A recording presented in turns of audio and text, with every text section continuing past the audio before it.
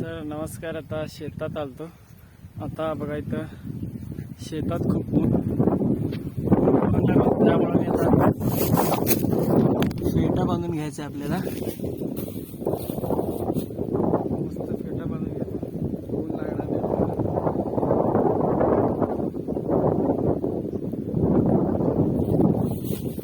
आणि नाही घेतलं खायला. शेतात आलं की काय खायचं त्याचं काय घेतलं खायला. आता आपण विहिरीकडे जाऊया. आता उन्हाळ्याच्या दिवसामध्ये शेतामध्ये काय नाही, तूर होतं, तूरचं रास झालंय आणि डाळ होतं, डाळीचं पण रास झालंय. मग तिकडं वरच्या शेतात गेलतो पपई घ्यायला आणि इकडं खालच्या शेतात विहिरीजवळ जाऊया.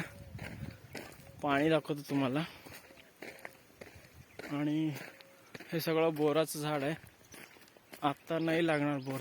आत्ता खूप सारे चिंच आहे, चिंच आहे शेतात, पपई आहे आणि कणीस आहे आणि इकडं ऊस आहे. मग आता बैलगाडी तिकडे गेली, बैलगाडीकडे जायचं आहे बघू. परंतु इकडंच मज्जा आहे. आता इथे चिंचेचं झाडाकडे आलो खाली. आता पपई ठेवूया, विहिरीकडे जाऊया आपण. विहिरीला पाऊस नाही तरी पण पाणी आहे. आता मागच्या वेळेस कम पडलं होतं पाऊस, तरी पाणी आहे बऱ्यापैकी. मग आपण आता जाऊया विहिरीकडे. तहान एक लागली, इथे पाणी आहे बघूया आपण.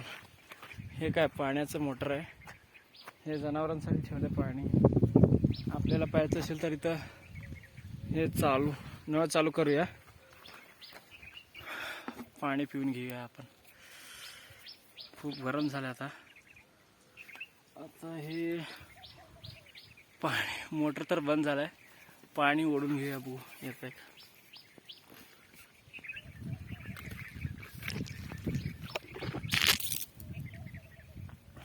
गरम आहे खूप पाणी, बघू.